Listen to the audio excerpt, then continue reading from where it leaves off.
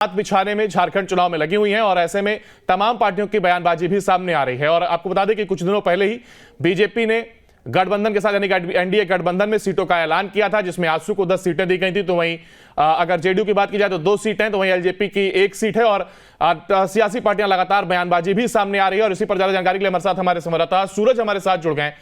सूरज, देखिए चुनावी माहौल पूरी तरीके से बनता हुआ दिखाई दे रहा है और ऐसे में लगातार एक के बाद एक नेताओं के बयान भी सामने आ रहे हैं।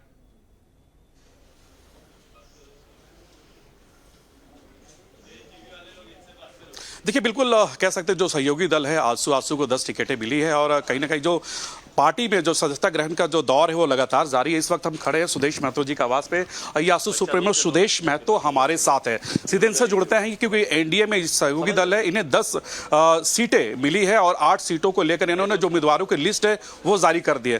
सर, किस तरह का ये फाइट देख रहे हैं, क्योंकि एक तरफ एनडीए दूसरी तरफ इंडिया अलायंस, क्योंकि आप शुरू से राजनीति विषाद को देखते हुए आए हैं और 8-10 सीटें आपको मिली है, क्या लग रहा है, क्या जनता का माइंडेड है?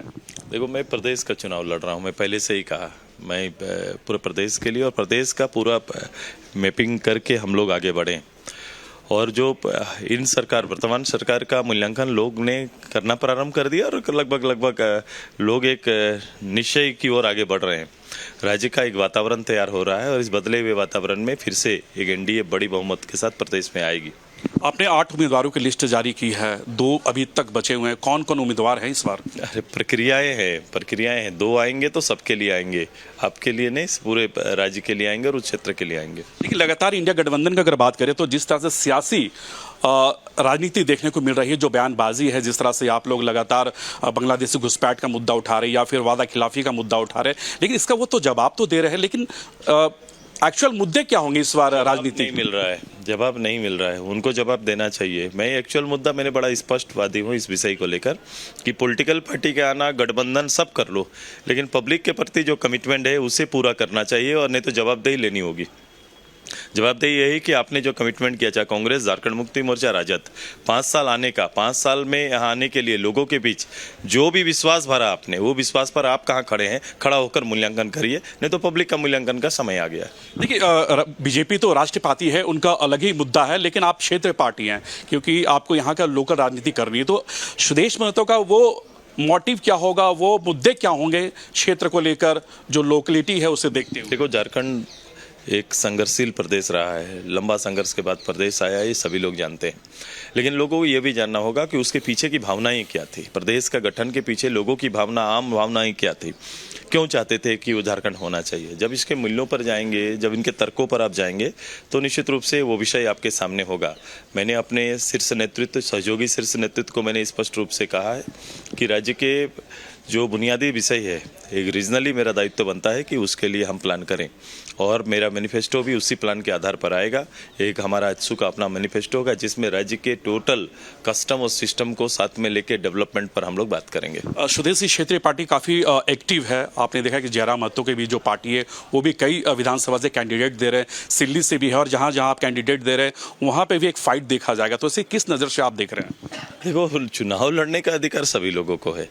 भारत ने इसीलिए तो संविधान बनाया है, इक्वलिटी रखा है, पार्टियों को आज़ादी दी है। तो सैकड़ों पार्टियां हैं। मैं कल गिन रहा था कि पार्टियां लगभग, जो नॉन रजिस्टर्ड पार्टी की संख्या बहुत ज़्यादा है। नॉन रजिस्टर्ड पार्टी आएंगे, कई पार्टी ऐसी आती है और चली जाती है, पता भी नहीं चलता है।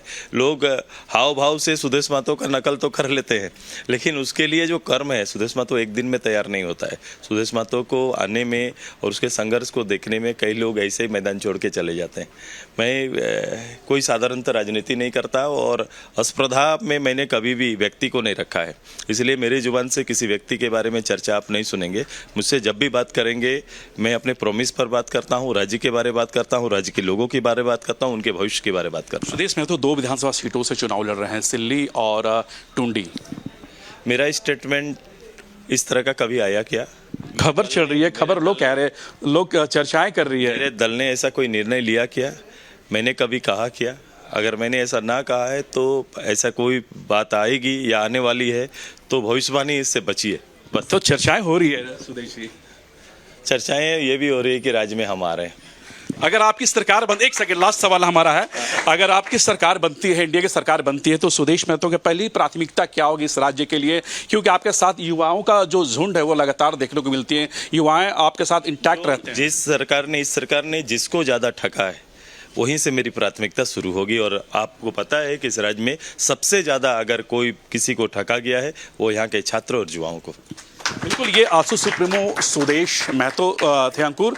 और हालांकि देखिए जो भी सवाल थे हमारे, उन तमाम सवालों का इन्होंने बेबाकी से जवाब दिया है। जी, लगातार इस कोशिश में अपनी अपनी बिसात बिछाने में झारखंड चुनाव में लगी हुई हैं और ऐसे में तमाम पार्टियों की बयानबाजी भी सामने आ रही है। और आपको बता दें कि कुछ दिनों पहले ही बीजेपी ने गठबंधन के साथ यानी कि एनडीए गठबंधन में सीटों का ऐलान किया था, जिसमें आजसू को 10 सीटें दी गई थी। तो वहीं अगर जेडीयू की बात की जाए तो 2 सीटें, तो वहीं एलजेपी की 1 सीट है। और सियासी पार्टियां लगातार बयानबाजी भी सामने आ रही है। और इसी पर ज्यादा जानकारी के लिए हमारे साथ हमारे संवाददाता सूरज हमारे साथ जुड़ गए। सूरज, देखिए चुनावी माहौल पूरी तरीके से बनता हुआ दिखाई दे रहा है और ऐसे में लगातार एक के बाद एक नेताओं के बयान भी सामने आ रहे हैं।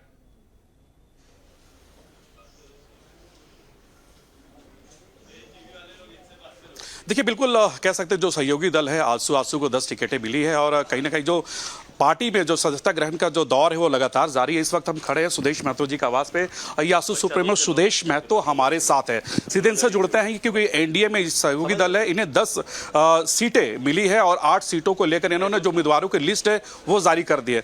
सर, किस तरह का ये फाइट देख रहे हैं, क्योंकि एक तरफ एनडीए दूसरी तरफ इंडिया अलायंस, क्योंकि आप शुरू से राजनीति विषाद को देखते हुए आए हैं और 8-10 सीटें आपको मिली है, क्या लग रहा है, क्या जनता का माइंडेड है? देखो, मैं प्रदेश का चुनाव लड़ रहा हूँ, मैं पहले से ही कहा, मैं पूरे प्रदेश के लिए और प्रदेश का पूरा मैपिंग करके हम लोग आगे बढ़े। और जो इन सरकार वर्तमान सरकार का मूल्यांकन लोग ने करना प्रारंभ कर दिया और लगभग लोग एक निश्चय की ओर आगे बढ़ रहे हैं। राज्य का एक वातावरण तैयार हो रहा है और इस बदले हुए वातावरण में फिर से एक एनडीए बड़ी बहुमत के साथ प्रदेश में आएगी।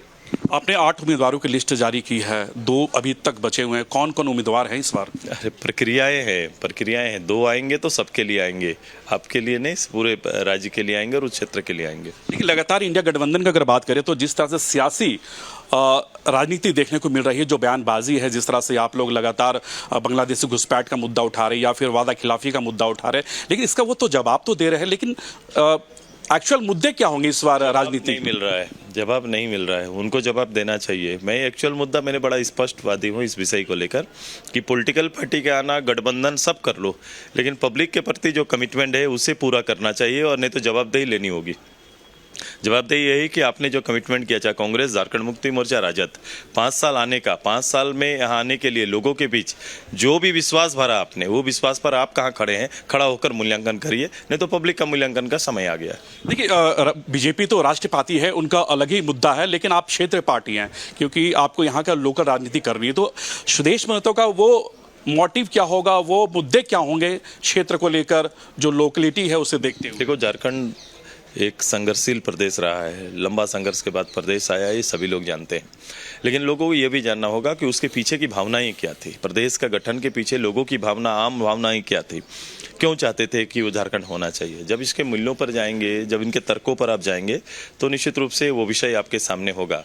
मैंने अपने शीर्ष नेतृत्व, सहयोगी शीर्ष नेतृत्व को मैंने स्पष्ट रूप से कहा है कि राज्य के जो बुनियादी विषय है, एक रीजनली मेरा दायित्व बनता है कि उसके लिए हम प्लान करें और मेरा मैनिफेस्टो भी उसी प्लान के आधार पर आएगा।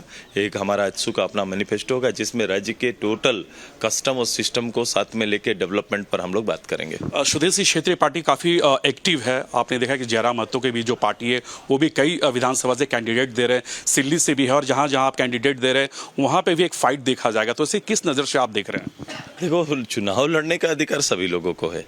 भारत ने इसीलिए तो संविधान बनाया है, इक्वलिटी रखा है, पार्टियों को आज़ादी दी है। तो सैकड़ों पार्टियां हैं, मैं कल गिन रहा था कि पार्टियां लगभग, जो नॉन रजिस्टर्ड पार्टी की संख्या बहुत ज़्यादा है। नॉन रजिस्टर्ड पार्टी आएंगे, कई पार्टी ऐसी आती है और चली जाती है, पता भी नहीं चलता है।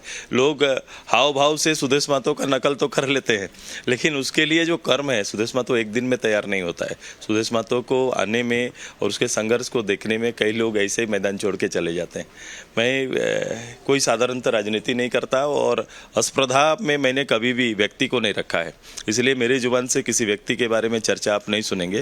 मुझसे जब भी बात करेंगे मैं अपने प्रॉमिस पर बात करता हूँ, राज्य के बारे में बात करता हूँ, राज्य के लोगों के बारे में बात करता हूँ, उनके भविष्य के बारे में बात करता हूँ। सुदेश महतो 2 विधानसभा सीटों से चुनाव लड़ रहे हैं, सिल्ली और टुंडी। मेरा स्टेटमेंट इस तरह का कभी आया क्या?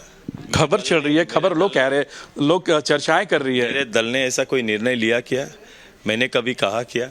अगर मैंने ऐसा ना कहा है तो ऐसा कोई बात आएगी या आने वाली है तो भविष्यवाणी इससे बचिए बस। तो चर्चाएं हो रही है सुदेश जी। चर्चाएं ये भी हो रही है कि राज्य में हम आ रहे हैं। अगर आपकी सरकार बन, एक सेकंड, लास्ट सवाल हमारा है, अगर आपकी सरकार बनती है, इंडिया की सरकार बनती है, तो सुदेश महतो की पहली प्राथमिकता क्या होगी इस राज्य के लिए? क्योंकि आपके साथ युवाओं का जो झुंड है वो लगातार देखने को मिलती है, युवाएं आपके साथ इंटैक्ट रहते हैं। इस सरकार ने जिसको ज्यादा ठगा है वहीं से मेरी प्राथमिकता शुरू होगी। और आपको पता है कि इस राज्य में सबसे ज्यादा अगर कोई किसी को ठगा गया है वो यहाँ के छात्र और युवाओं को। बिल्कुल, ये आसू सुप्रीमो सुदेश महतो थे अंकुर।